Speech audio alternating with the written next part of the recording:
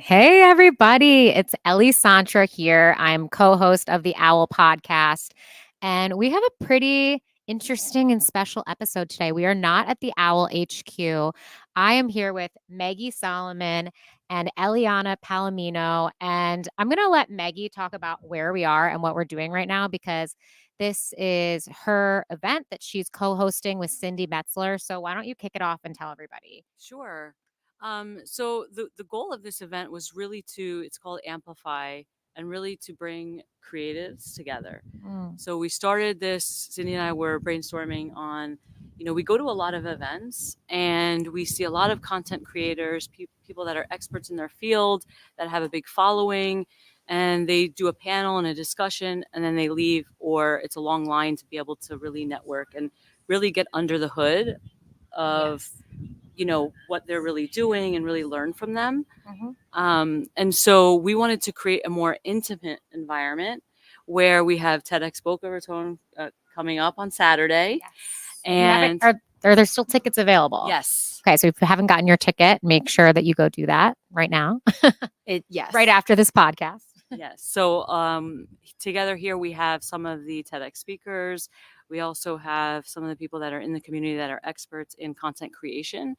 And so we just wanted to bring them together. And this is the start, just bringing a foundation of many more, hopefully in the future, where we get to have that intimacy and really that under the hood discussion about what they're really doing, how they built their success, and so that we can really learn from each other. I would say as an attendee, it feels like a mini mastermind where we get to have the meeting of the minds and not just share what we all do, but to be able to share in a way that's in a collaborative approach where we each have our own set of networks and resources and coming together. It's endless of the possibilities on what we can create or how we can further along our different avenues in what we're doing by coming together, creating new partnerships and aligning at the end of the day to amplify our voice, amplify our business. And I love just the vibe that you guys have created here, honestly, because like I feel like you and I have been to so many events together, Yes. but like I've never really gotten to have a real like conversation with you. Yeah, Yeah. fun, more intimate conversation. And like some of us are sleeping at the house and it just can be a more casual vibe, like literally in our pajamas, like talking about our yeah. lives.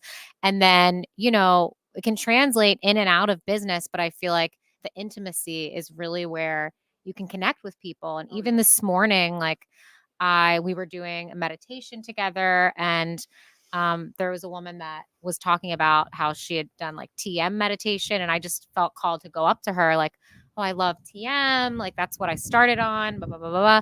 And then it ends up that she actually works like in my industry and this thing that I've been searching for a really long time. Now she's like, oh my God, I can connect you right away. So it's just those little synchronicities that we've talked about too. Like I feel like right place, right time. When you're just going up to someone to talk about, you're not really like trying to network. You're not selling. You're just like being really genuine from your heart and having a good conversation. And then I'm like, this thing that I've been looking for months. Now she's gonna like hook me up. This is amazing. So Well, this is one of the things that when we were thinking about this, we always talk about, people come up to you, they want to sell or they want to, and the greatest things that have come out of my career and out of so many others just in this environment, just talking to them, were out of friendships. And like at the end of the day, people just want connection. And through that, naturally, you're going to want to help out a friend. Aren't you? So when you are high performing people, high thinking people, naturally, there is going to be success out of that. How that looks may actually be beyond your wildest dreams. So really, it's about starting with the human connection and then seeing where that. Yeah, I love that. And I feel like that really just shines through at this event. And you guys are doing a great job. Well, you're part of that. And it's funny, I was thinking about this last night actually, and yesterday when we were here too, and people were sharing, what's the number one tip, as a creator that you have, and it's to just start. And so many people get, infiltrated with their limiting beliefs or the self-doubt that comes along the way, or any discouragement when things take longer than they thought they would take, or they're harder to do than they thought it would be. And at the end of the day, when you show up, knowing that you're doing what you're supposed to be doing because it's in you and it has to exist in the world. It needs to come out of you. And that's what I took from my meditation this morning, is that don't let what's within you die inside. It needs to come out and exist. So just start. And when you show up, the snowball effect will start to occur where, like you said, those synchronicities will take place. The person you had no idea where they would come from will appear through a mutual friend or an event you were invited to, and that snowball will just continue. And before you know it, there's so much momentum that there is no stopping, there is no quitting. Yeah, because at the end of the day, authenticity, I think, is the greatest, amplifier. And I say that because at the end of the day, people invest in you. You may have a great idea, you may have a great product, but if you're not authentic, you lose that, right? People don't want to invest in that. They want to invest in you as a person. So you may not know where your path is, you may not know what idea you have, but if you show up authentically, people are like, you know what, there's something about him or her that is shining, and I want to, build that relationship. I want to nurture that relationship. I want to support this person. I want to amplify them. And that's really what this is all about, really being authentic. I've learned with the people I've met who are true to their core and honor their authenticity, it's magnetizing. You want to be surrounded by more people who own that truth within themselves, to say, this is what I am, this is what I am not, this is what you're going to receive from me. And there's so much power in magnetism, and then that you ultimately get to reflect more of that in your own life.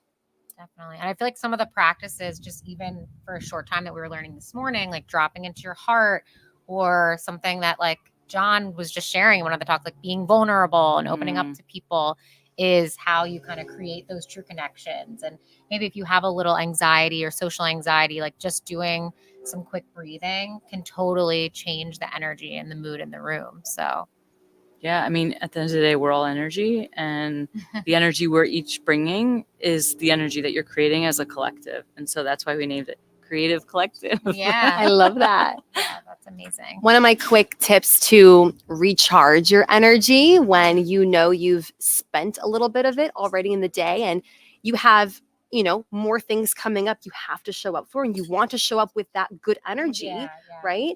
And then maybe your social batteries drained. That was me last night. I literally, when I got here, had slept for 5 hours. I was so tired.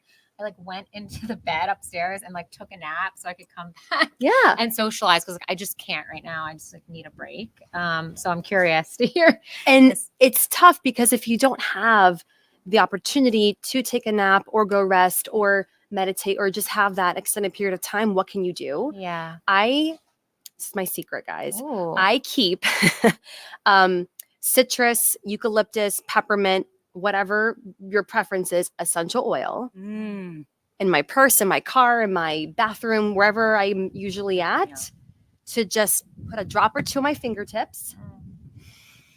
Yeah. And I do a breathing exercise with the essential oil to invigorate my senses and breathe it in. And it actually literally stimulates every cell. And I feel more energized, awake, revitalized. And I call it my little energy recharge. That's really awesome. Just moments of mindfulness, literally just taking a second. And I'll do probably 6 to 10 breaths in to really let it sink in. Yeah. And it's amazing. And it doesn't make a difference the types of breaths that you're taking, because I know that certain breaths can give you more energy and certain can slow you down and make you relax, like the parasympathetic nervous system, all of that. So also knowing what kind of breaths to take is important too for recharging versus going down. Yeah, definitely. So, that's why that breath that we did earlier this morning, that's actually a very energizing. Yes, I noticed breath. that. And I was like, ooh, I love very energizing. Hello, hi. Oh, it's our other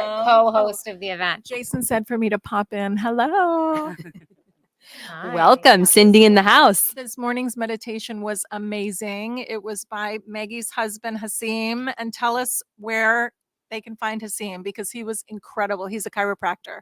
He's in Boynton, and you can find him on chiroboynton.com.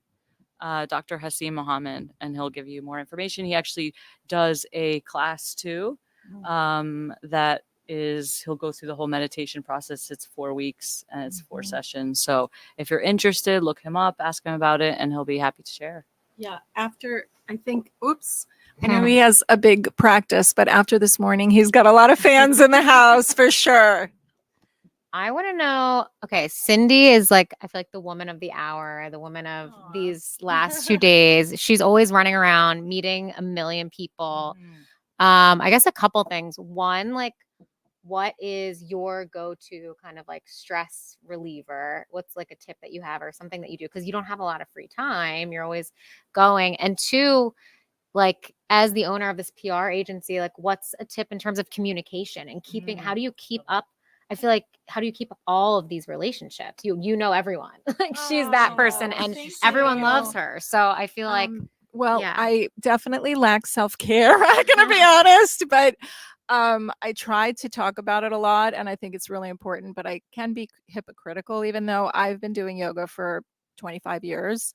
Sometimes I go for stints without doing it, but I always go back to it because that's sort of my go-to with breathing and stretching Yeah. and then just connecting is really what brings me joy. That's one of the reasons we curated this event, Maggie and I, and we have TEDx Boca Raton coming up on May 11th, and super, super excited about it. Some incredible speakers. Some of the coming speakers are going to be here later today, and we're going to hopefully interview them. So just super excited about it. We have a VIP event. You can go to Eventbrite or TEDx Boca Raton and get the tickets for that. The VIP section, if you want to come to the VIP at 3:00 on Saturday, you get to meet Heather Monahan, get an autographed book. There's a code VIP2. The ticket is $250, but with VIP2, you can bring 2 people, so $125, and it's a limited amount. So we're only going to have a small group with the speakers, sponsors, and yeah, it's going to be really, really special. So hopefully you guys can make it. You can go again, TEDxBocaRaton.com.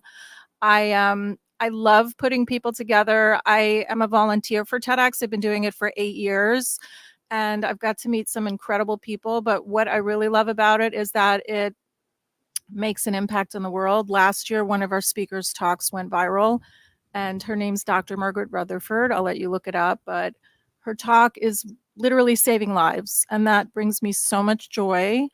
And that's why I do it. And that's why, I mean, Maggie did an incredible TED Talk. Her talk now is on a global platform.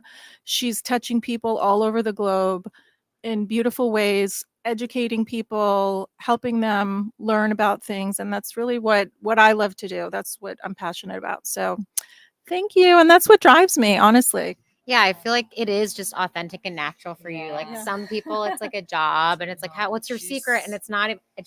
It's intrinsic for you, and you Yeah. love it. And So I honestly love giving other people the mic. That's my passion, is giving other people the mic. You know, I really do prefer that. She does an exceptional job. I've been to multiple TEDx's, and I have to say TEDx Boca Raton is the best TEDx that I've ever been to. So I can't wait. yeah, so if you have not ever gone, you need to attend. And this is a steal, to be honest, to be at a VIP with these people. The speakers are out of this world. So make sure you get especially your if you ticket. want to become a speaker, I feel like Yes. everyone now with different coaches and speakers, they're like, how do I do it? And they're messaging people online. I'm like, just invest in yourself a couple $100 and show up to the event and actually talk to people face to face. Yeah, and I'm just going to jump in because there are tickets that are actually $60, just entrance tickets. There's going to be almost 600 people there on Saturday.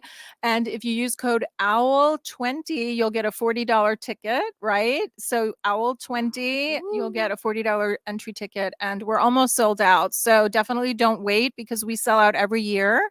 And I want to make sure that, because I always get those texts at the last minute. Are there any tickets left? And there's nothing I can do once it's sold out. So don't wait. Thank you. Yeah, of course. All right, should we get crazy here and like You scared me, girl. I'm gonna No, bring I don't Donna know. out soon, okay? I'm Yeah, like, yeah, bring- bring other people out. I'm sweating. I know. I don't know. I feel like in the spirit of getting deep, we're being authentic, we're sharing. I guess no. Okay, I'm curious. Maybe like share something vulnerable about yourself or a struggle. Both of you, actually, a struggle, something vulnerable, something authentic, or just something that people might not know about you that you would want them to know. I don't know. That's kind of like I'm putting you on the spot, but I just figure in the spirit of like authenticity, or maybe I don't know, a creative struggle as well, something.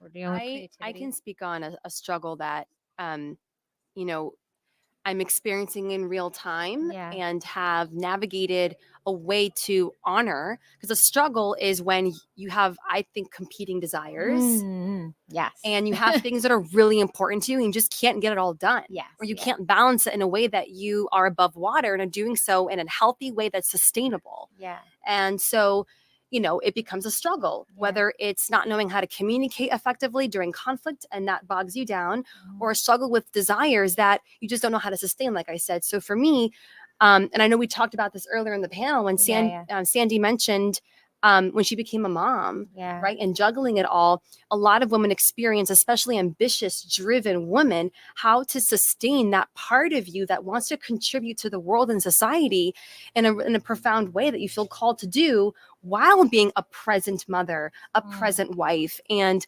having that motherhood journey that you want to have while honoring that other side of you. And, for me, I knew that I would always have a dynamic approach to it because I did not want to just be a stay-at-home mom. I felt called to, have that more driven, ambitious side in me. And my husband was the biggest supporter in being on board with that and accepting that of me. So that's number one, is having a good support system and accepting you for what those desires are. Yeah. And then I had to create a balance of, okay, I am going to cost myself some time with my child, but what am I going to be doing in that time that's going to give back to me? So when I am spending time with my son, it is fully present and full and whole, and I feel good about myself. And he can then get that part of me versus a part of me that is feeling like I'm not fulfilled, successful, or I'm not doing what I'm supposed to be doing, or I'm just a mom. And there's nothing wrong with having that as your main thing if that is what your ultimate desire is. But a huge struggle for many women is knowing how to navigate with competing desires and do so in a way that honors both. And I'm like, I can relate to that in a way, not that I'm a mom, but I'm at the point where I'm like, okay, I'm in the 30s, I'm getting older. Like, do I want to give up that freedom? Like, I love my free time so much. I love the ability to just do whatever I want to do, go after all of my different dreams. So it's like, I understand definitely. Oh, yeah. So, who do we have here? Come introduce yourself. Let everyone know who you are. Thank you. I'm glad to be here. My name is Donna White. I am the author of The Hormone Makeover, 4 Steps to Conquer PMS and Menopause with Bioidentical Hormones. I'm also founder of the BHRT Training Academy. We train medical practitioners in how to get women and men's hormones back into balance. That's amazing. So I know that you were sharing a lot of tips in there with people. I guess, what is the most common question that you get asked as a practitioner? Is there one thing that just constantly comes up? The one question that comes up the most, I think, is, do hormones cause breast cancer or weight gain? Definitely, right? Hormone, both of those things. I don't want either one of those things. Neither. I can't think of anybody that would. Yeah. Awesome. So I guess, what brought you here today? What brought me to this stage of my life, this phase of my life? I'm 61. 35 years ago, I had a horrific case of PMS. In fact, once a month, I wanted to rip everybody's head off. I had terrible acne and hormonal headaches and heavy periods. I was the pretty mean sister. That's what PMS stands for. Oh my God, I love so that. It was my own hormone problems that drove me to look for answers. I did not want to take synthetic hormones or antidepressants or any of those things. I wanted to find out, what is wrong with me? Yeah. And so that my study began, figuring out, oh, hey, thank God I finally did figure out, oh, this is hormones and there's a solution. And I don't have to take those medications. I can get my hormones back into balance and be lovely once a month and walk through perimenopause and menopause and not face all of the symptoms. And the more I learned, the more I wanted to help other women who were struggling, whether it be infertility or monthly problems or menopause problems. I just really wanted to help empower them, because we should not have to have the emotional or physical or mental symptoms that hormonal imbalance can bring. So the point is to help others. And one of the ways that I did that was to train practitioners and get the word out that we don't have to live like this. We can be symptom free. You have a book coming out? I do. The Hormone Makeover is the book. It's coming out on Mother's Day. Ooh, that's so exciting. I'm curious. This is my own personal curiosity. Please do. Just while I have you here, I can get my own questions answered, because Sure. I feel like all of us have Works, right? at some time like struggled with something hormonal or sexual health or whatever it is. And this might be kind of, I don't know, obvious, this question, but something like, I do not want to go on birth control because I've heard just so many negative things about it. So on the other hand, not ready for a child either. So it's like, what, like, other than, I know that people talk about tracking your ovulation. Like, do you have any tips for how to go about? Like, It's an individual choice. yeah. And unfortunately, there are side effects to oral birth control, like you brought that up. Yeah. But if a woman feels like that's what she needs to do, then no judgment. Yeah. That is what she needs to do. Just be aware Yeah. of the side effects and take the extra B vitamins and things that you get depleted of from hormones, and be aware that when you go off the pill, your cycles may not resume and you may have infertility issues, but there's ways to help that, and even natural functional medicine ways to help that. So what is the question? What is a good choice? Yeah, or maybe not what is a good choice, but yeah, like what? Obviously, condoms. Like you can use it, Vasectomy. but just for birth control, I'm like in this situation where I'm like, oh, I've just heard so many negative things. I'm like, Yes. I want to go on it, but then I've heard like, tracking, I guess your ovulation is the only answer. Like, is there something I'm missing? Like, I don't know. So, And you're asking the mother of 4 yeah. about birth control. No, there are natural ways to do it. And yes, there's the sponge and there's IUDs, which do work for some women. Yeah. So it's an individual discussion and an individual decision. Yeah. Like And everything, there are your some body. tracking methods that actually are FDA approved that you can look Tracking into. methods. Okay. There's some apps that are helpful. Okay. But I would not be haphazard about it. Yeah, of course. If you're gonna No. do that, Yeah. do it well. Yeah, of course. It only takes one time. Why don't you come? Absolutely. You're the expert host. I So have another mic, but it's okay. no. Come. I'm sweating. I need a break from the sun, to be honest. This is a great. All right, I'm gonna try toasty. producing and No, I'll produce. I need the shade for a minute because I'm like, ooh. Let's switch. But we're gonna have to talk later. I want to know more about these tracking methods because I'm like something going to through send you. this struggle right now. So I love talking hormones. I'm Because so they're impressed. Everything. Hormones are everything. Hormones, I can't see hormones being that much different than energy. my hormones I right don't like now. the same thing, right? It's the way we feel, isn't it? The way that we feel everything.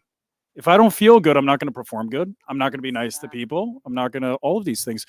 I wanted your thought process that I was kind of working through with this, right?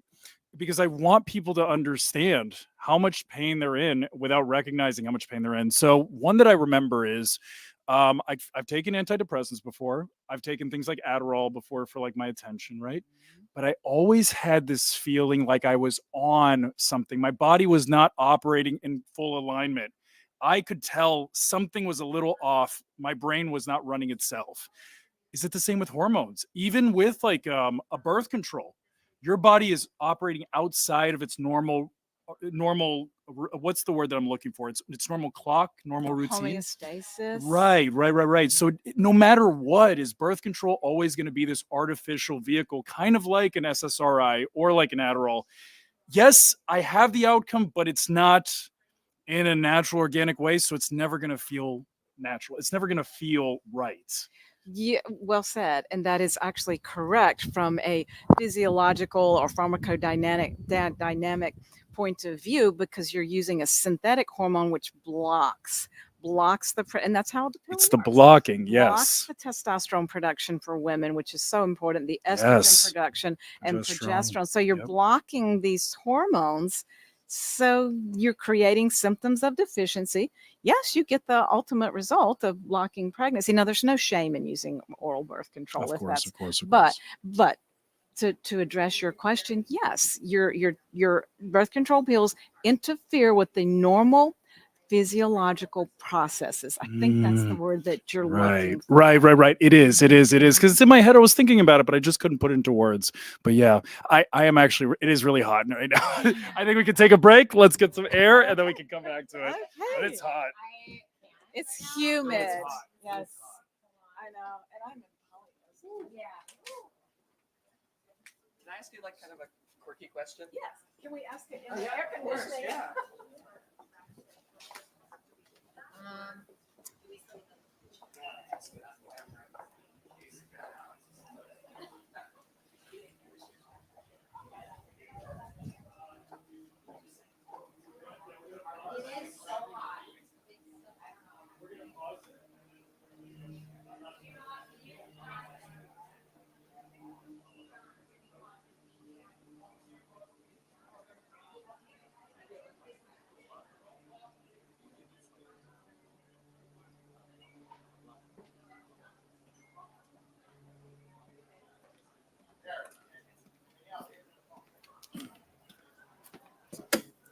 What's going on, friends? We're still here. We're still on. Let's do some interviews. Let's do it. Hey,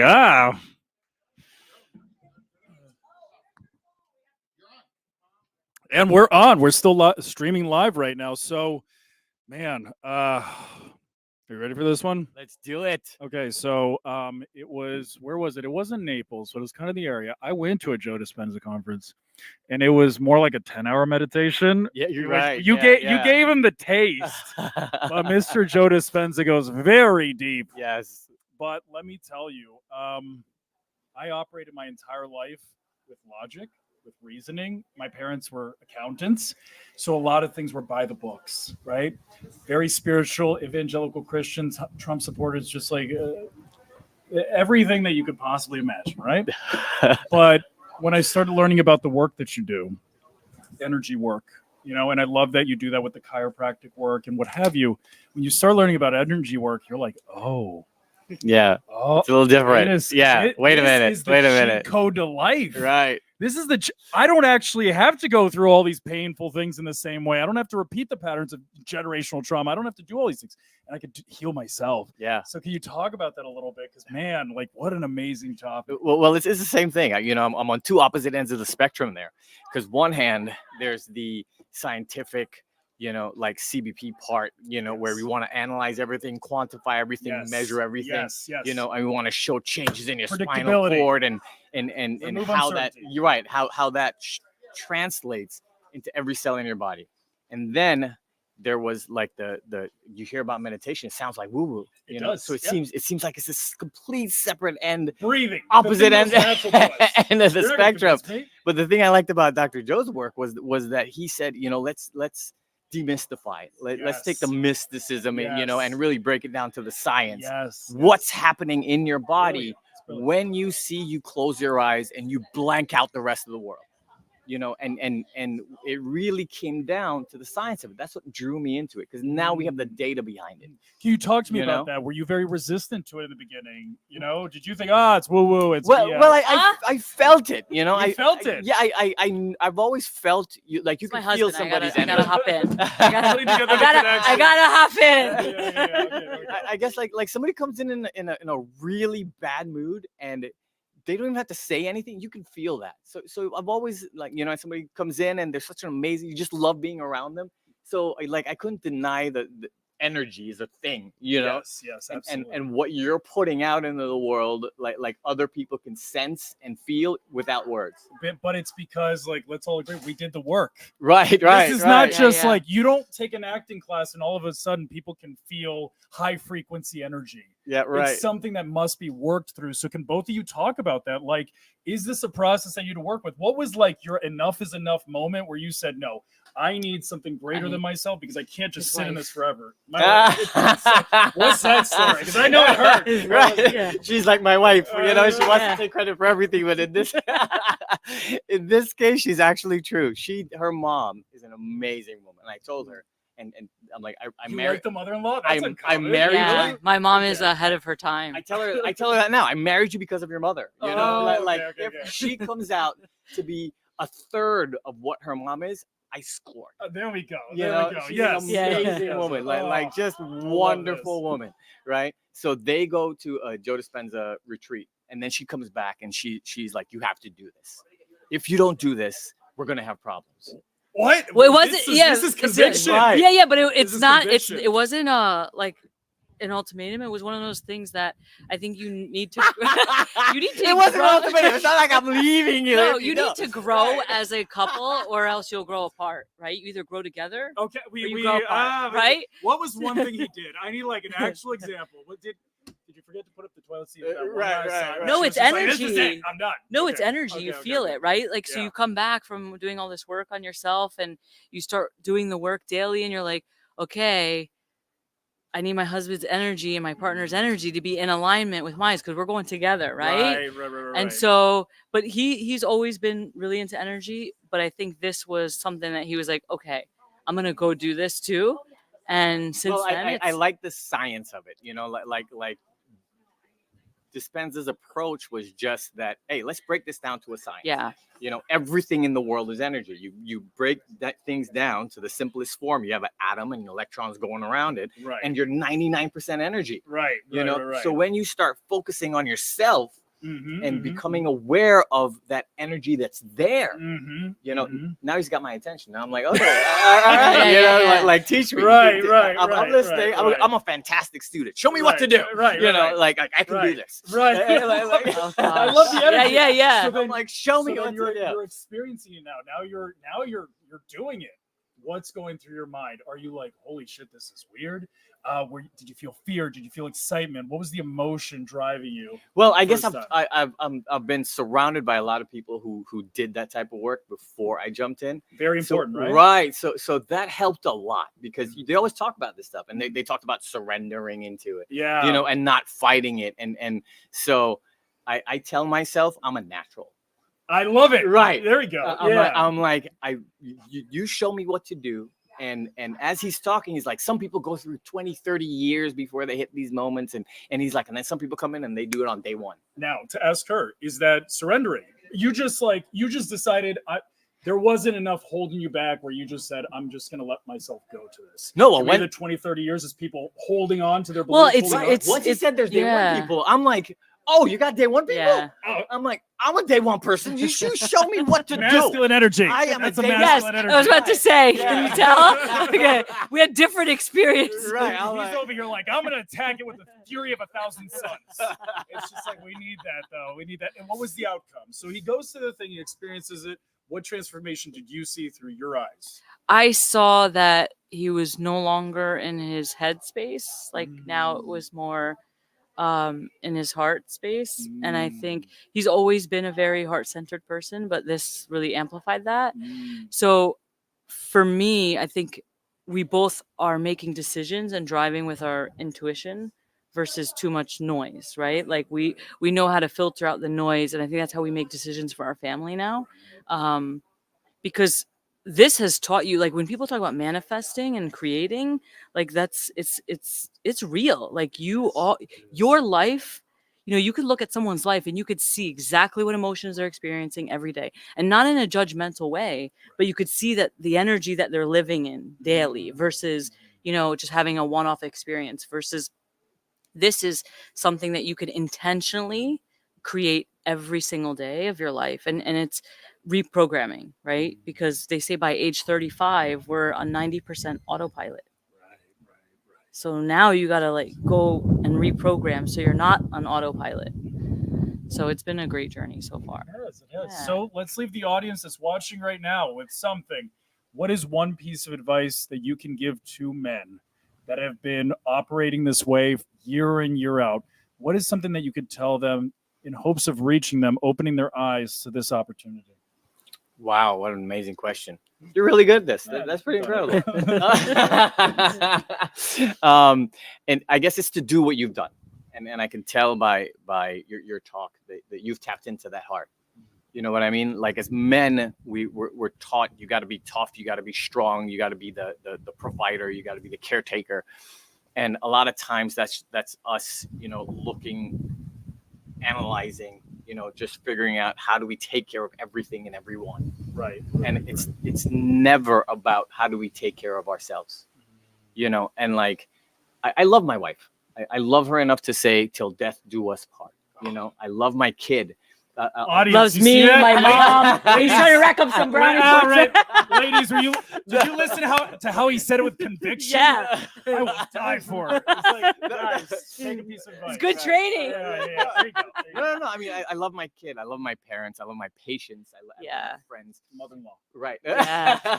Didn't forget that one. Mother-in-law. It's very important. But the one thing that taught me was when you see you can get out of your mind, your thinking brain, your analytical brain, and just bring your brain waves down from high beta, alpha, theta, where you're programming now that subconscious mind into that gamma, and you hit that moment, and it's really hitting that frequency of love that you tune into yourself. So when I started that work, and when I hit a point where for the first time in my life I fell in love with me.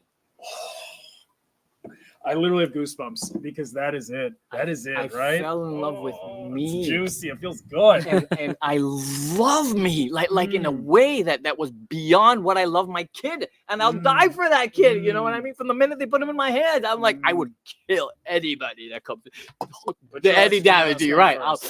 Anything that tries to harm you, And from that time, and when that happened to me, I feel like now that I love me enough, I love my wife more. I love my kid more. I love my parents more, my patients more. I love you more. And it has nothing to do with you. Right. Not at all. Nothing to do with you. I'm loving you for me. Right.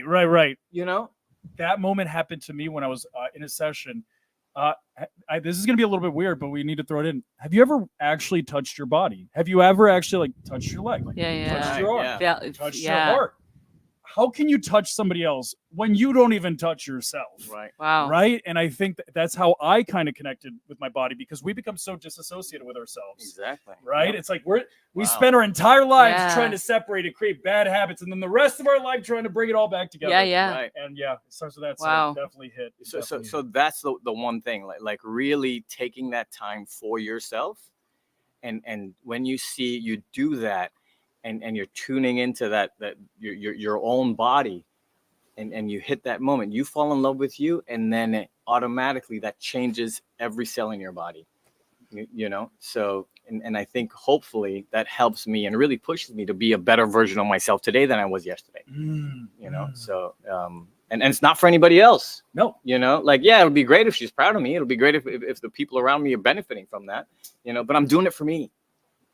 And that's the key. And then when you do it for you, it works its way out for everybody else. Any final thoughts you want to share? Yeah, about I think this whole thing? Yeah. I think for women, we, we have a lot on our plate, especially if you're a mom, right? And I think this is work that allows you to be centered and really create. You can create the life of your dreams. You can have it all. And I think we're programmed to think that you can't have it all, and that sacrifices means being unhappy and being disconnected. And that's just how you're supposed to be. And you got to figure it out later when your kids turn 20. Right? Sometimes that's what it takes. But you can. And I think the greatest thing is that when you work on yourself, your kids see that. So you're actually bringing that into your home.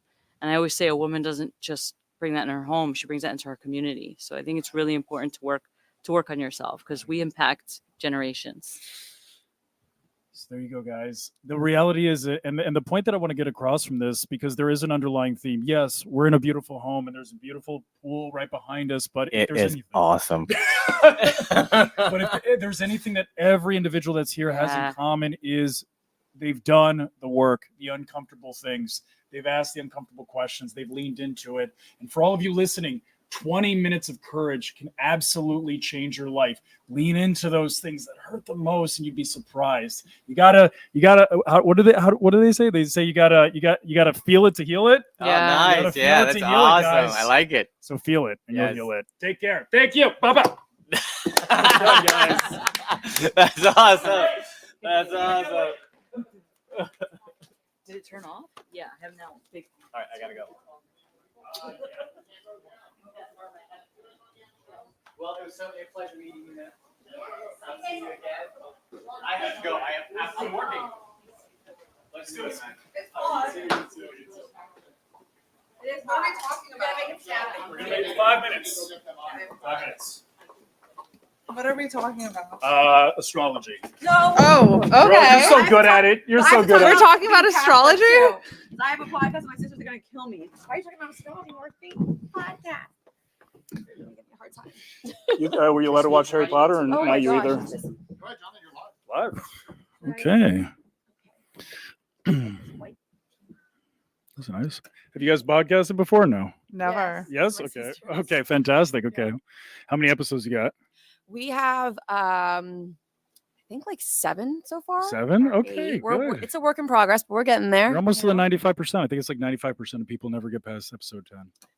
I could believe that. Yeah, That's the thing. consistency it's key. You know, it's hard. So something that I've been fascinated about. Are you comfortable talking about your spirituality? Oh yeah, for sure, for sure. Okay, so why don't we lean into that? Well, now you all know that I am. There we go. All right, we're rolling, aren't we? We're are going. rolling Okay. on a river. Good.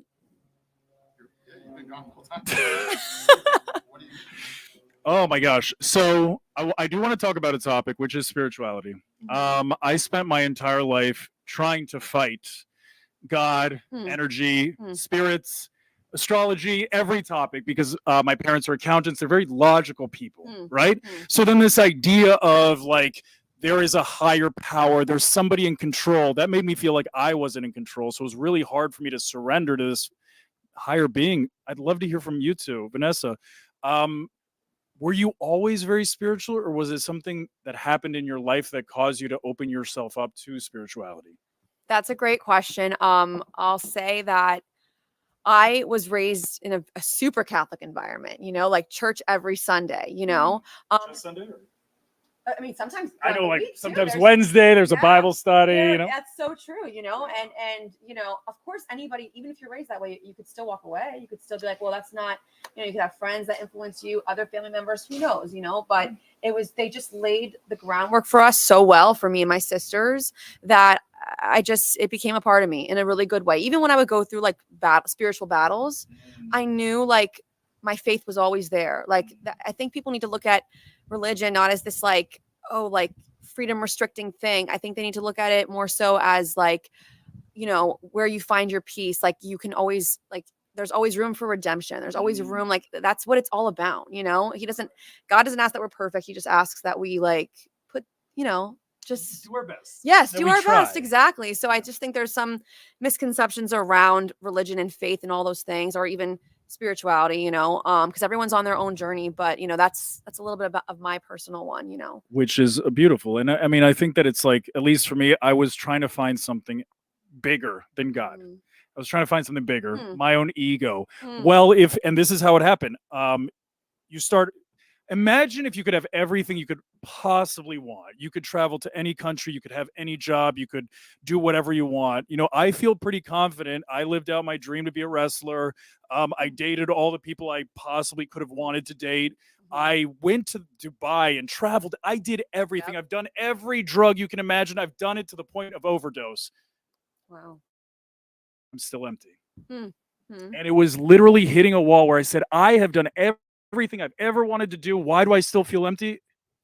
it's because I need something bigger than that. And that is when you realize, okay, the only thing bigger than that is God. And you could define it how you want. It could be the Right. universe, it could be whatever. I choose to believe in God. But all of that aside, it was through just like sticking your finger in the socket over and over and over again until you say to yourself, there is nothing left. So for all of you, there is nothing. I assure you, whatever the thing is that you're chasing so aggressively, I guarantee the day that you get it is the day that you resent it and you say, I got to go chase something else. So, spiritual battle. Have you been through a spiritual battle? Have you been through something that really pulled at you? Yeah. I'm like, this is a controversial first podcast topic Well, for me. I mean, It's really you controversial. make a sorry. statement, girl. I mean, you've got a presence. Okay, well, I'm pretty agnostic, to be honest. I don't know if that comes as a surprise. But then share what that is for you or why you're rooted in that. So I feel like I landed on that because I went to church every Sunday growing up, an Episcopal church. My church was very laid back and chill though. Like I didn't have a bad experience at all. It was my mom kind of made us go for the community as kids, like making friends. We went to Sunday school. It was more so for that, which I think is a great thing that churches do. They bring people together. Yeah. And it was a beautiful church too. And everyone there was super nice. But I think I just got to an age that I just was like questioning things and I stopped going. And I think that's why I'm agnostic. I'm not an atheist. I'm just like, it's still like in me, but I just question it. Well, let's dive into that because I actually relate more with you than her. Yeah, everyone Okay. does. Everyone does. It's okay. Everyone does. No, you're an angel. I like in hindsight being 2020, I wish I would have taken your path. I didn't need to experience all of life to realize there's nothing there. I didn't need to do it that way. Your parents raised you right, Some right? people, you gotta experience, there's no judgment, Without the test, there's no testimony, right? So I love that. a few of us have to go through the shit to tell everybody else don't do it. That's what a prophet is. Exactly. You know? Yeah.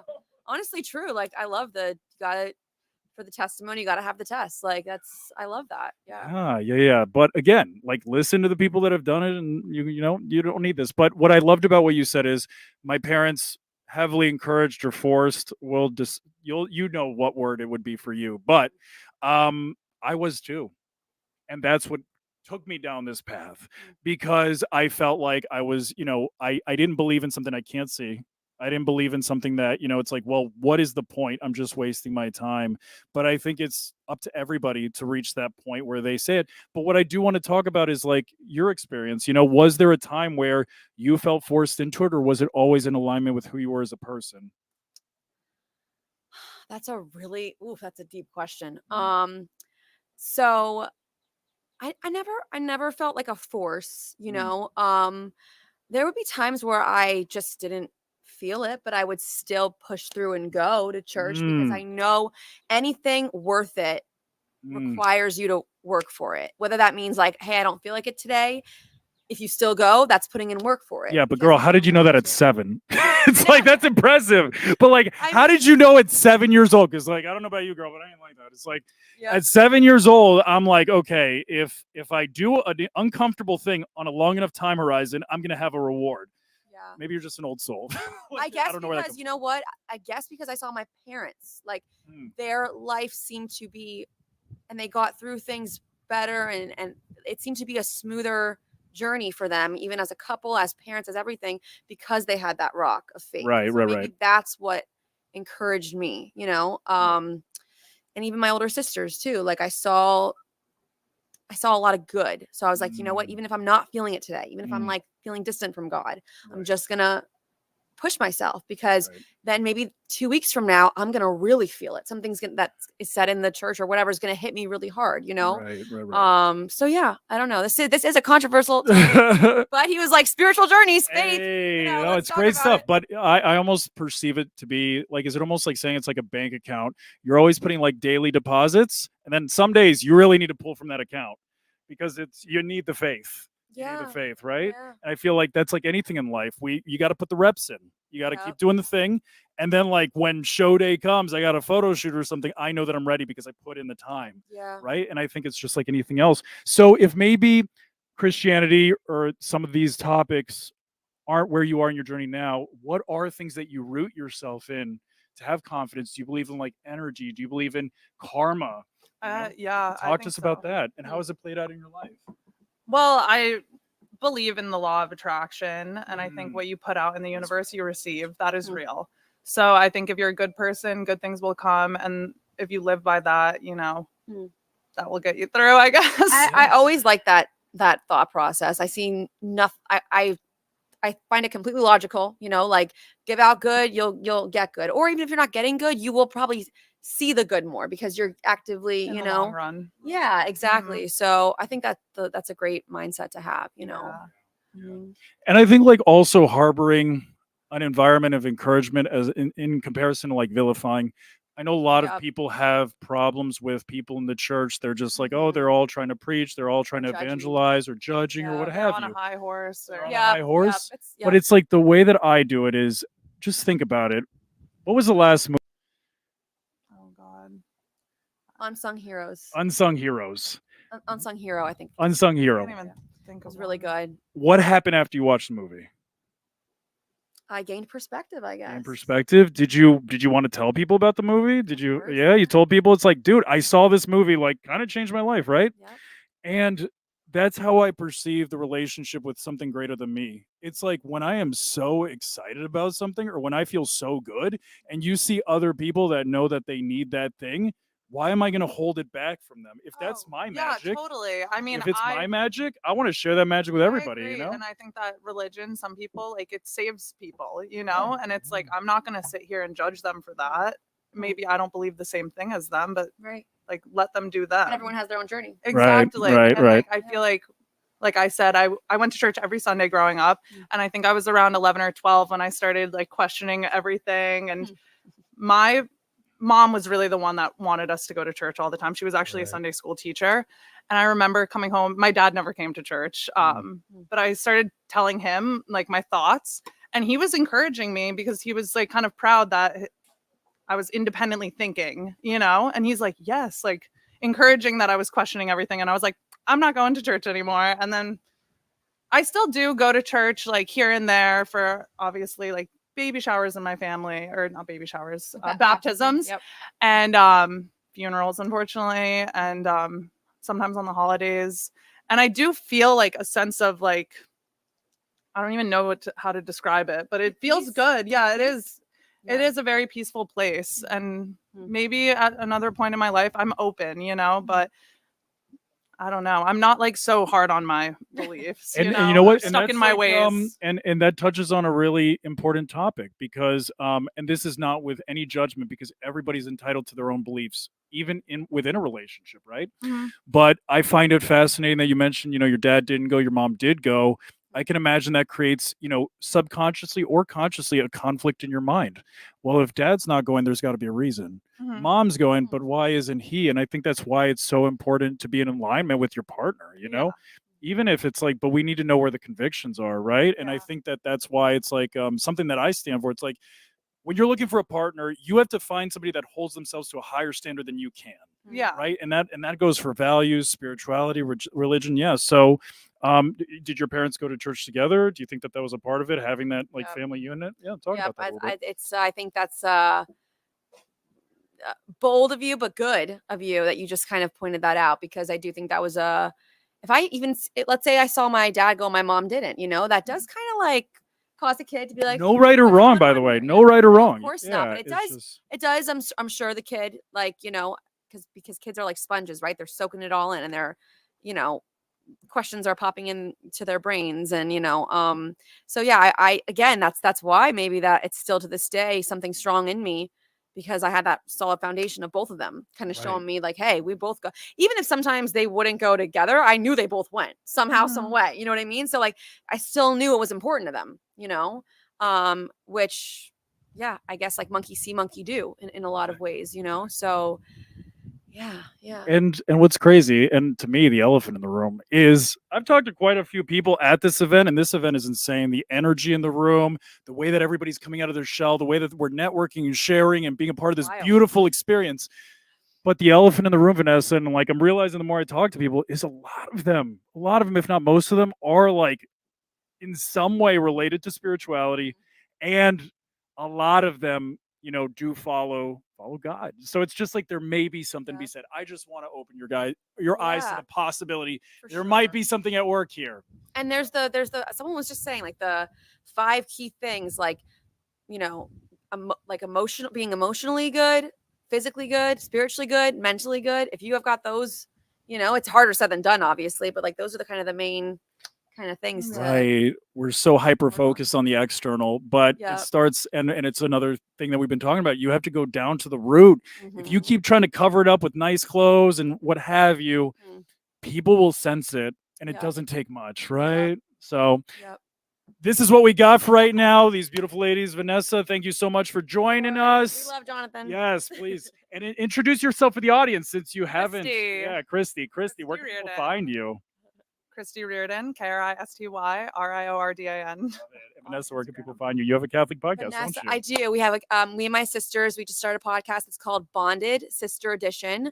It's me and my 2 older sisters. We talk about things like this. But we also talk about dating. We talk about misconceptions of all kind, including in faith. So yeah, check us out. We're really excited about it. We just want to inspire. That's all it's about. Just inspiring, helping people to like stay positive. There's a lot of people, I think, dealing with a lot of different things out there. So We got to do one more. All right. So, what advice would you 2 ladies give to men? Like, what is it? And it would be good in the realm that we've been talking about, like in spirituality. What is something that you see men doing or not doing that, hey, let's call them out, let's get them to step up? Anything in specific that comes to mind? Well, that's a hard thing to say because all men are different. Like one man, I'd say something to another man. Right. I don't want to just. There's put a so general many. statement Yeah, out. but we can help these guys out. There's a lot of different topics: attachment, self-sabotage, Mhm. right? When they're Yes. playing video games and they should be doing the other Yeah, thing, but not all you men know, play video not games. but self-sabotage. Okay. That's a It's a whole broad topic. Everyone scope. has It's their very whole broad. like yeah. We Yeah. all self-sabotage in our own Yes. ways. We all have our own attachment traumas. Maybe you're a little bit more avoidant emotionally, or maybe you are a little bit more attached. Those things, everybody, they're universal themes. Mhm. So what can you repeat the Advice. question one more time? Yeah. What advice would you give to a man watching right now? What are things that they can be doing to level up? Because I can sit here for hours and tell men what to do. Yeah. But at the end of the day, hearing it from a feminine perspective is also very, very valuable. Okay, I kind of Go ahead. I'm Yeah. thinking of This is a one. yeah. I've noticed like a lot of men are unnecessarily insecure. I was just gonna like And yep, I think that yep. once they tackle that and really work Mhm. on their confidence, The world is their oyster. the world is their oyster. And like, Mhm. yeah, that is I a was just way I gonna think say men that. could level up. And like you see, they try to hide it, but Yeah. like you can tell. Like if you Yeah. have like any sort of sense or can read people, like I notice it all the time and I'm like, why are they insecure? They shouldn't be. They're great, Yeah. And I think it really holds them back because it's pretty obvious to everyone around them how they feel about themselves. Mhm. That's the most you've talked, and that's the most excited you looked. You nailed that. That was so Yeah, good. you did All nail right. that. No, and I just want to piggyback off it. Like I was gonna say, like I feel like men are so hard on themselves today. Like they don't even want to like inch out and put themselves like a little more out where they'd want to be or whatever the case. Just to like yeah, I just feel like guys are really hard on themselves nowadays. Don't Totally. be so hard And on it's- yourself. Like yeah, I think to level up, my advice would be, tackle that first, your confidence, because it's like you're holding yourself back Yep. by Right. And it's not something that we talk about, guys. And I can understand, but I will also challenge it. I think they're just avoiding doing the hard stuff, which is going up to the person, which is engaging in a conversation, which is saying that thing that they're kind of resisting saying how they actually feel, but they're like, I'll play it safe, right? Yep. But when you have things like porn, when you have things like dating apps, when you have things where you can basically orchestrate the whole process up until the point where you're sleeping with somebody, why would they be motivated to learn it when they could chat GPT it, right? So I think at the end of the day, it involves hard work. You have to do the hard stuff. It's like what I said in the last podcast, 20 seconds of courage will change your life. Do that uncomfortable thing for 20 seconds. You'd be surprised how far you get. So ladies, thank you so much for joining me. I appreciate you. You guys are the best. Let the world be your And- oyster. Yes. And come listen to the podcast. Where can they find it? Instagram, Spotify, YouTube, all those big platforms. So, woohoo! All right. Oh my gosh, that was fun. Listen, we're not having a lot to talk about. Yeah, you did so good. You did so good. Huh? How do we send it back?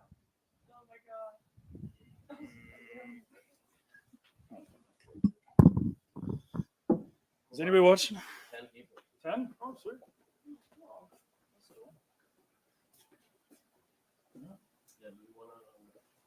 Why wouldn't they just want to look at a pool? Right? You want to do some like handstands? Somehow muted. You want to do a handstand? Yeah, let's do hands. Jump in the pool. We could do the podcast. We set up the In the mics jacuzzi? right. I'm gonna tell Jason. Stop. I got one shot.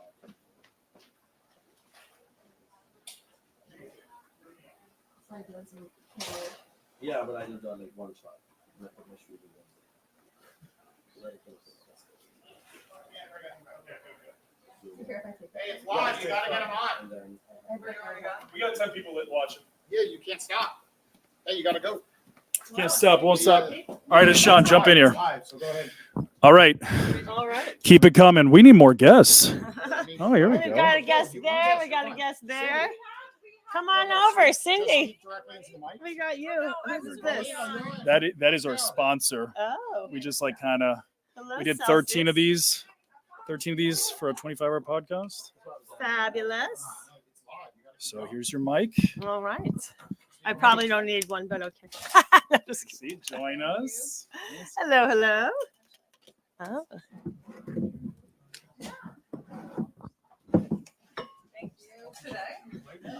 Challenging chairs to sit on.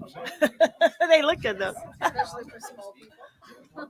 Yeah, you Yeah. No, you're the host, Ish. I'm the host. Wow. Ah, Wow. fabulous. Tuning in live from Delray Beach. Let's go. All right. Welcome to the Owl Podcast, ladies. Why don't you introduce yourself? Thanks for having me. I'm Dale Noel, and I'm the founder of True Model Management, And where are you from? New York City. Nice. And you? Hello. Where am I from? I'm a citizen of the world. No, I'm just kidding. I'm originally from Ukraine. I lived in New York City most of my life and just moved out here a year and a half ago. Wow. Wow. So New Yorkers in the house. Yeah. Wow. All right. So today's discussion, what should we talk about? Is the real question over there. Like, how do you feel about all the people that you've been meeting over here at this gathering? And were you expecting it to be the way it's turning out? Well, I came into it with no expectations. I came into it with no expectations, and I like to have an open mind. But I do know that the Sisterhood for Success always has incredible people. And Cindy Metzler, who's the founder, she's always willing to connect Yeah. people on any level. And yeah, the speakers have been phenomenal. I've learned a lot about health and wellness and entrepreneurship, and I'm looking forward to learning and hearing more. And Paulina? It's been really, really great. I personally host a lot of events for my business, the Social Club, and I speak at a lot of events. This was amazing. It was really high energy, great people, great information, and really, really useful way of bringing people together in a beautiful home where people can kind of feel more relaxed, where it's not such a business setting. Definitely. And I want to explore a few topics over here. I think it'll be around entrepreneurship and the wellness and the cost of entrepreneurship when it comes to health and wellness. I think a lot of people don't really see that intangible cost. And then I would love to explore that from a male and female perspective as well, because I feel like the cost for females is much higher when it comes to entrepreneurship as well. So I don't know if that's a topic that you guys would like to explore a little bit. And what do you guys even think about that being on the consciousness of people? Do you think even as entrepreneurs, do we ever put into that bank of like what's happening to my health and wellness when it comes to, being the person we want to be in that way? Absolutely. Health and wellness is an integral part of your life. And if you're running a business, you need to even be stronger and quicker. So the optimal health helps you in your everyday life as well as helping, grow your business. Yeah, but like, do you ever feel that like sometimes it's the last thing that gets looked at? Oh, yeah. It definitely gets overlooked, and your health takes a toll if you don't learn to manage and balance and listen to your body, because I feel like a lot of the people here who are highly motivated and super driven we can push ourselves more than the average person, I would think. Yeah. And I can't speak for everyone, but I do know some friends that I have here that, you know, we definitely deal with that, have to put it in check or check on each other and be like, hey, you should go to bed. Who cares? You Was know, there a that certain client- point in your lives when you realized that though? Like, as far as like, does something need to happen to? Yeah, I've had many of those points. One was when I started my business. I started because I was pregnant and had cancer at the same time. So it like halted. I had to quit one business, and that's when I started True Wow. Model Management. Had to pivot really quickly. So yeah, I Wow. feel like issues with health and wellness and like serious illness can definitely Should be discussed more though amongst the and be more entrepreneurs. proactive and preventative.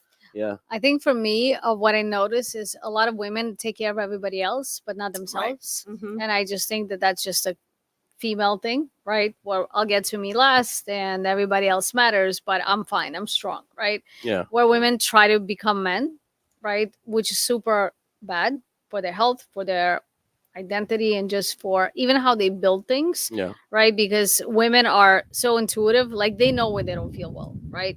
But society teaches us that we need to be strong and we need to perform at the highest level because we need to compete with men and with each other. So that's why I think it's a really interesting question, because most women would just tell you like, I'm fine, like I will never I'm gonna burn keep out, going on. right? Yeah, I could do it because I'm Yeah. a superwoman. And they do Until you crash. exactly, and they do until you crash, or God forbid something horrible happens where you're forced to stop. And I believe that any illness or beginning of illness is a sign from the universe, from God, whatever anyone believes in, from the higher power, that like you're completely out of alignment, like you're in the wrong lane, get out of this lane, you're about to get crushed. Hmm. And if we don't listen, bad things happen. And so, say we don't wait for the bad things to happen to kind of take that charge. What are some ways to get back into alignment? Like, does it start with something as simple as cooking your meals and praying and Absolutely. like having that schedule Yeah. of touching, you know, like Yeah. inner, you know, the inner check-in? Or at what point does the pain of the pain of not changing actually increases, you know, more than the change that we are fearing? I in mean, that I sense? think for me, the first thing is you have to be aware that something is wrong, right? Because most of us we're fine. I'm great. I'm wonderful. There's nothing wrong. So the second that you realize that something is off, right, you start asking yourself, what is the easiest thing that I could do to fix it? And honestly, the easiest thing is stop saying yes to things you want to say no to. Because the Mm. second that you don't do that, you're already in alignment, right? Because now you're working on things that you want to be working on, and it's coming from a place of creation and a place of desire versus coming from a place of lack, fear, or proving that I'm good enough and I'll just say yes to everything because I could do everything. And technically you can, but again, like you said, at what price? So I think alignment really starts with saying no to things that you really don't want to do and being radically honest with yourself, and B, taking an honest look at some things and asking yourself of like,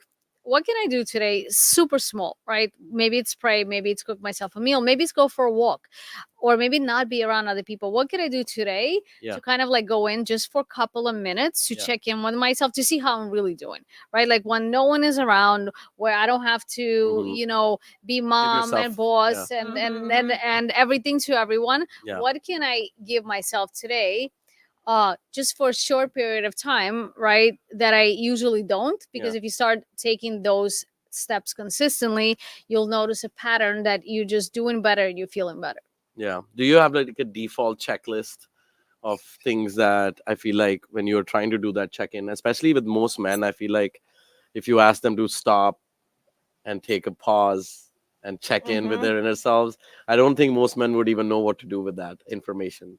Like, so Some are highly in tune. Give men a little bit more credit. okay, Yeah, well, I mean, they are. I feel like a lot of, especially in the entrepreneurial world, Mhm. like when we are so driven on our adrenaline and like other things, it's very hard to like stop. And when you do stop, that feeling of all the rest of the momentum catching up, Yeah, it happens to It's women very too. uneasy, yeah. Absolutely, and yeah. and just making time to come to events like this. Mm. And we had amazing sessions where we meditated. Started the day with meditating, breathing. That could be your very first go-to. Like, Yeah, but that doesn't make me money. well, they've got it, balance it out. But if you keep your health optimal long term, you'll make more money, because if you gotta close your business or stop working because you're so ill that you can't, you're Yeah. going to lose Definitely. a lot more, and your health is most important. My father always used to say, like, if you don't have your health, you have nothing, and you don't have to worry about your business if you don't have health, and most of your clients may not show up at the hospital or whatever to Yeah. help you. They'll just move on and find someone else to work with, Wow. I'm not saying all, because some clients are like family and amazing, but I agree with you 100%. All the points she made were so I want to dig in important. something she Yeah, mentioned though, like more on the lines of what are some rules that apply differently for women in entrepreneurship than men? Are there any rules that apply differently? Because you did mention something on the lines of entrepreneurship itself being a little out of alignment for being a traditional woman, I guess. Like, I don't know how else to put it, but like, what are some rules that apply or don't apply, especially if you are as a female out there in the entrepreneurial world, that are different than what men would apply on them? Oh. I think that for me, it's really realizing, and I think for a lot of women that I've coached in the past or spoken with, it's women are very intuitive, right? But we shut that part down of us because, like you just said, well, meditating doesn't make me money. I actually want to challenge you on that. What it would do for you, it actually would make you a lot more money, because if you would sit in reflection for 5 minutes every single day and you would breathe into your heart, even though theoretically you're not doing anything, but you're exercising a muscle of your own intuition, right? And the interesting thing is that when you go to the gym, if you wanted a six pack, at first you don't see anything. You're annoyed, you're sweaty, nothing's happening, your stomach hurts. You're like, what am I doing here? But you have certainty that if you continue taking these actions, eventually you'll see your six pack, right? So I think in business it works the same thing. You have to exercise the muscle of going inside, of asking yourself, all right, where can I get an alignment today? Where can I put my energy? Because I mean, the whole process of manifestation, right? It's so easy, but it's so hard to do, right? Because it's really, okay, I want this. I have a desire for this. Okay, is your desire out of fear, or is your desire out of your true desire? Yeah, right? love for it. Yeah, Yeah. So motivation's super if important. if you know the answer Intent. to that, right, then the second step is like, okay, again, what steps can I take specifically so I get into action mode and build momentum? Because you could sit there in meditation and hope that this house becomes yours, right? But I mean, unless Put the work in. you know, in the unless physical realm, Yeah, right? yeah. and Definitely. you know what, it's not always work. It's sometimes, again, being in alignment and meeting the right people, or being in the right Taking room, action, right? though. Yeah, You have can to meet take 'em. action. And Yeah, that- but you have to take action, right? So I think that for women, because women are intuitive, they could hear it more than men, right? But men have more energy. Just physically, you have more energy in the day to take action, right? You could physically perform more than a woman because you're wired that way. Again, I could train myself to work as hard as you, and I have trained myself to do that in the Yeah. past. I could train myself to outwork you and outperform you and prove to you that I could do it. But for you, it would just be more, that's your default mode. It's a like default mode. Yeah. It's your default mode, and you don't have to work so hard, right? But at the same time, I just think that for women, it should be more like, how do I tap to my intuition quicker so I make decisions from the right place? And for men, it's more like I have this energy that's given to me every day, which is a gift just because I'm a man, right? And I have that. I challenge that, though. I think a lot of my Tell me. female friends have a ton more energy than a lot of the men out there. Because and I think she's that's, trying to like, say that's true, stereotyping too much. but she's saying that I think what she's trying to say is that that's true, but not. That's true because there's an extra effort being put Yes. in by Yes. women, not by default. I don't know. The women have to work a lot harder, Well, at that's what I'm least, saying, they have to get to. to the same level. But the Yes. playing field has been leveled since I Yes. started working. I mean, I couldn't even, when I was applying for jobs out of college, I only got some great interviews in the financial world because my name was Dale, and I thought I was a male, and there was no internet then. But the second they see you, it's like, oh, you need to be a receptionist for a year, and then the men go straight for Series 7. So it was whole different. That has completely changed. So people are saying every day, oh, how bad it is for women or women. I'm like, I think that's changed drastically in the last. But that's because women 20 have had to years. like change their own, so- step into their masculine in Yeah, a way. so- and So I think, and I don't know if it's masculine or feminine. These are just traits that make business and life work better, and health, and all these things. And I think working smarter, not harder, is definitely something that everyone should strive for. And I get kind of offended that people stereotype and put people in boxes, male, female. Who cares what gender you are? We're people, you know? So I like to see the similarities and not the differences in people so much. So I think it's more like, what can we all do? And like all of us working together too. We should all be helping empower and lifting other people, and not just saying, oh, you're this because you're a male and you're this because you're female. Like, I'm female, but I may have a lot of male traits, you know, and maybe that is part of what made me successful at some things and is like a hindrance in other parts of my life. And everyone has something to work on. So I'm just very much for like the individual and breaking the rules and just creating your own path. So which I feel like yours is a more resonating what do you call, like, the people thinking that way more and more now, which I feel like hers is a more traditional take on what we've kind of forgotten, I guess. But because of everyone's changing fighting times. for, the women, and like the poor, you know, white male nowadays. Like I could see why they feel defeated, and like, you know, now The narrative. now it's reversed. Like, Yeah. see if you're, you know, a smart, you know, male trying to get into a college and they're looking at everything else about you. Like, to me, it should be like no names, no gender, no, you know, whatever. It's like your accomplishments, you know? So For the job, from for that point of everything view. in life, as far as business, school, you know, Yeah. it should Like, but entrepreneurship, like if you're doing your own business, sometimes I feel like it blurs the lines so much that blurs the lines of knowing what your identity is from that point of view, because you're wearing so many multiple hats. Yeah, why do you lot have of to the time. identify with anything? Just be who you are. Like Okay, that's so a label, I think you know? usually I'm by like when I'm by myself, I am who I am. But Yeah, if I'm so put in a why- social setting, the Yeah, identification but that's comes wrong naturally. to me. I feel like that people feel like they have to be put in a box and labeled. I think that's so wrong. Like everyone should be there's no label for every single type of person. Everyone is different and special. Because it's their unique expression for Yeah, it. so I think that's Yeah. And Polina, different take, I know, but like No. yeah. Everything that you're saying is valid. I just, you know what it is? I think that for women, right? Women outperform male hedge funds, and these are statistics, right? Yep. 3 to 1, right? And they do get less pay in corporate, but they move up the ladder quicker, right?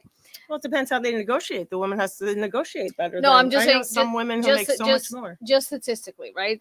Yeah, I don't. However, women are still waiting to be empowered. They're waiting for someone to say, "Oh, like you said, like I feel bad for you." They're gonna make it happen, right? Poor you, and it makes women have to be more strong because, for example, if you and I would walk into the same corporate job, right, and we know that he's gonna make more money, like that still happens all day, every day. I don't know about. But I don't think that that's even relevant. What I think is relevant is everything that you said. Agreed. I just have a. I'm trying to explore how do rules of entrepreneurship, especially when it affects your lifestyle, apply differently to men and women. I think that's the core. I think it's individual. I mean, I think it's very individual, right? Because if you take mindset of what you just explained, it's not wrong. That's how it's entrepreneurship. It's like thinking outside the box, and you're not following rules. That's how it works, right? Right. For a lot of people, it absolutely works, right? There's a lot of people that feel the way that I feel, right? There's no wrong or right way of doing anything, in my opinion. I think that every person has to, again, be radically honest with themselves and say, if I don't want to put myself in a box, then I won't. And if I want to identify as XYZ, then I will, right? Sure, whatever you want to do. And I don't think it should be more rules. I think it should just be the person saying, like, this is what I really feel comfortable with. This is what's in alignment for me, and I want to move from that place. Yes. Right. And I think a lot of people like to debate these things, right? Where like this rather is than wrong, knowing their own right? truth about This it. is wrong. That's wrong. Nothing is wrong. Everything is right because you have to walk the path of you, right? Like I can't do it for you, right? Like I can never know what it would be like to be a handsome Indian man, right? Like I could never know that. Like no matter how much I try, even if I'll sit in meditation and try to channel it, like I cannot walk a day in your shoes, right?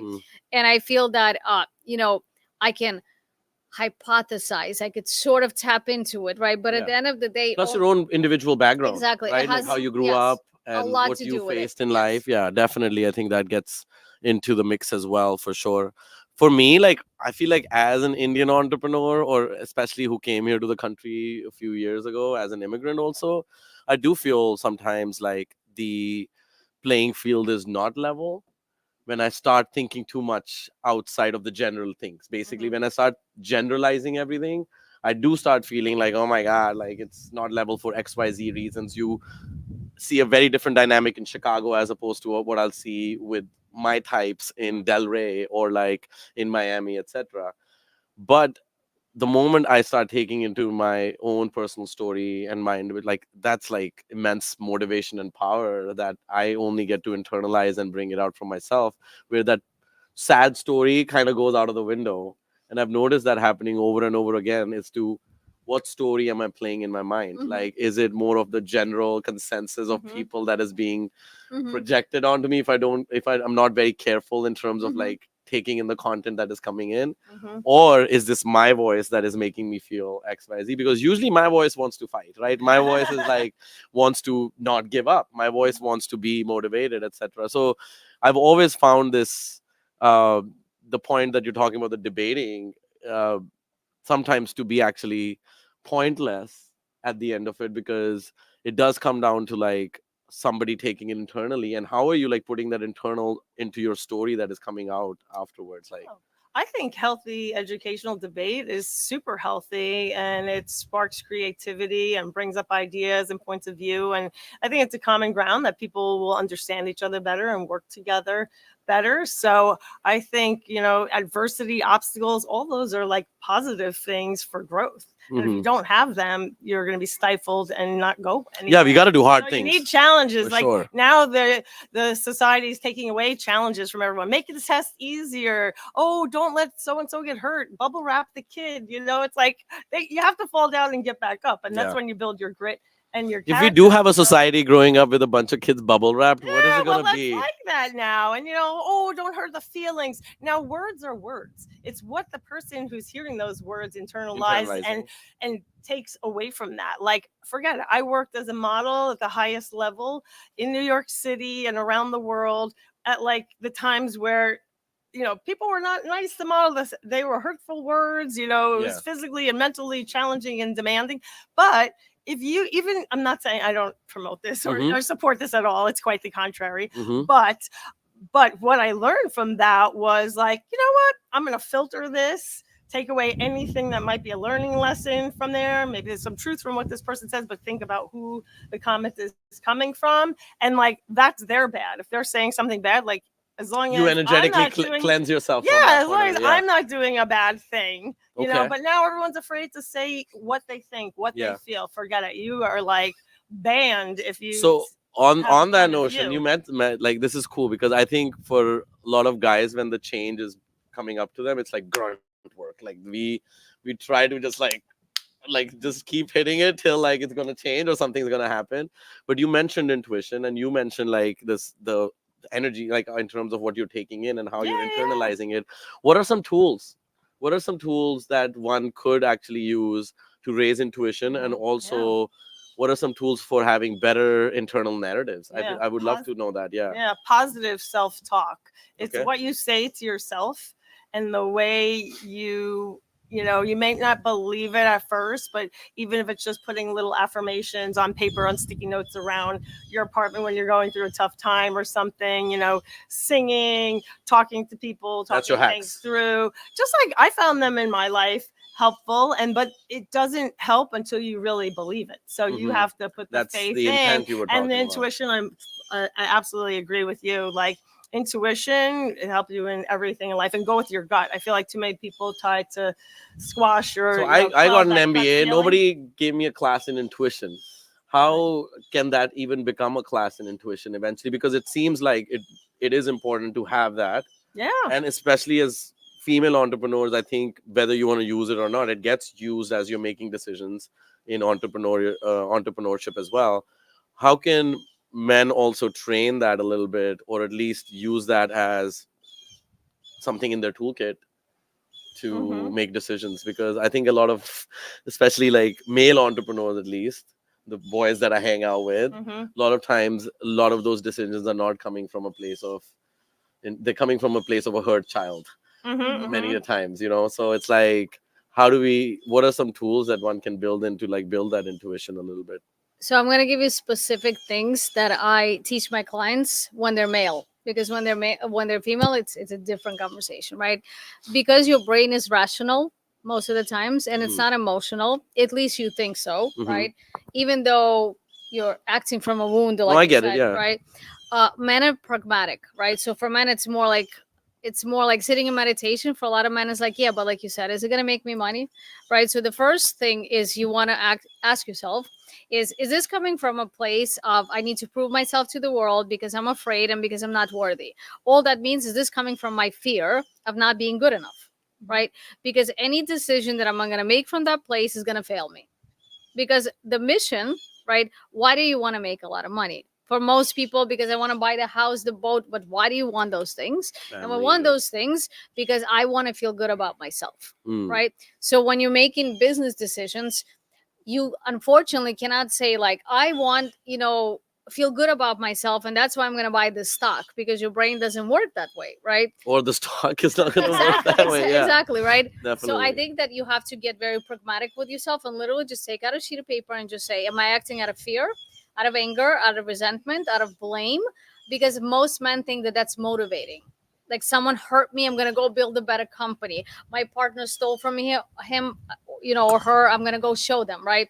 But if you really sit with yourself and you just start off your day with like, I want to accomplish X or build momentum in X, where is this coming from? Like, why do I really want this? And there's no one here, no one's judging you, right? So you make a list. Is it anger? Is it blame? Is it shame? Is it because my mommy didn't give me enough hugs? Like, honestly, right? Yeah. Like, where is it coming from? Or is it coming from a place of creation? Do I want to create something into the world that can be used by a lot of people? Because if you look at things logically, right, the biggest brands in the world are biggest brands because they're serving a need of a lot of people. Yeah. Period. Yeah. Right? So Amazon, right, is only Amazon because Jeff Bezos' vision was, I want to kill retail. Why do you want to kill retail? Because I want to provide the best customer service experience on a planet, and I want someone to be able to sit in their home and purchase whatever they want. Yeah. That's a motivation. Yeah. So it didn't come from, I'm hurt or I need to show. It's, I want to influence a lot of people, and this is the vehicle, right? So when you're making business decisions, it's more of, is it about other people? Because when it's about other people, you lose that imposter syndrome. It's no longer me. I'm not good enough. I wasn't given enough. I'm not there yet. I'm not worthy. The second you remove the hat that it's about you and you make it about other people, really make it about other people, Step into a different realm.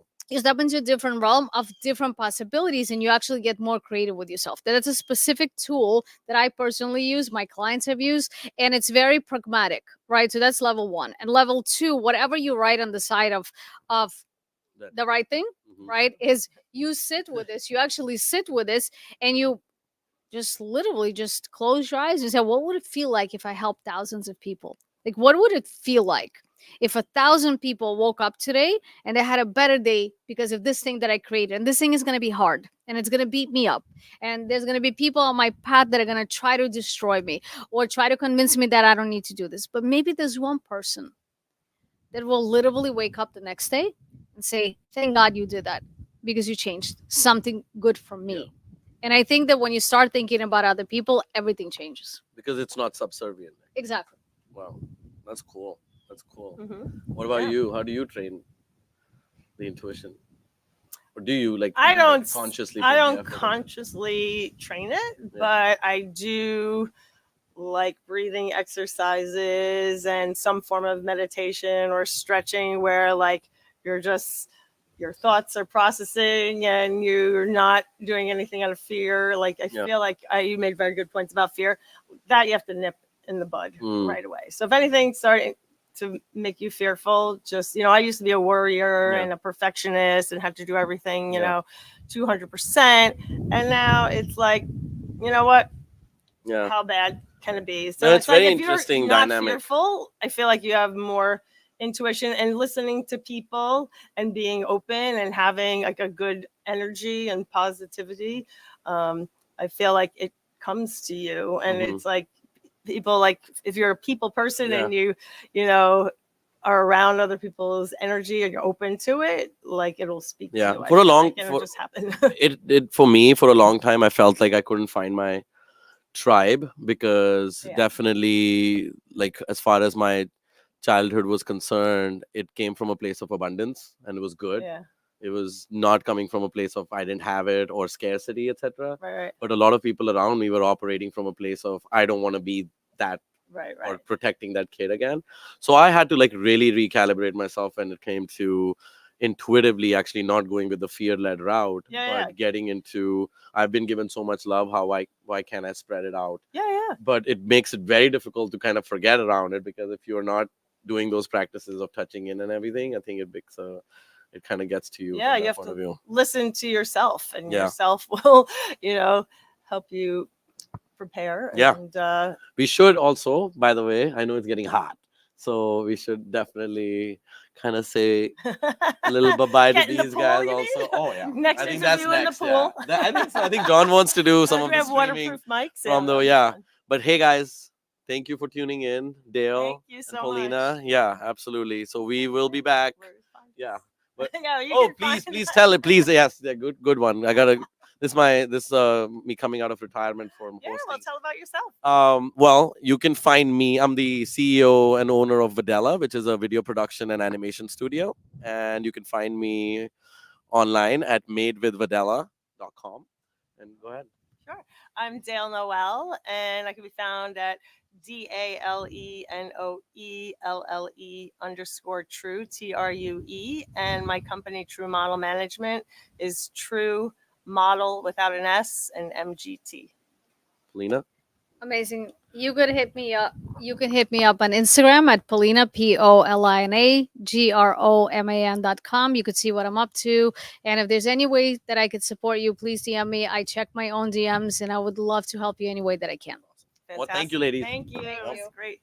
All right. Let me see if it's streaming. Maybe Jason can send somebody else. Yeah, I like Mel. Did you want to go?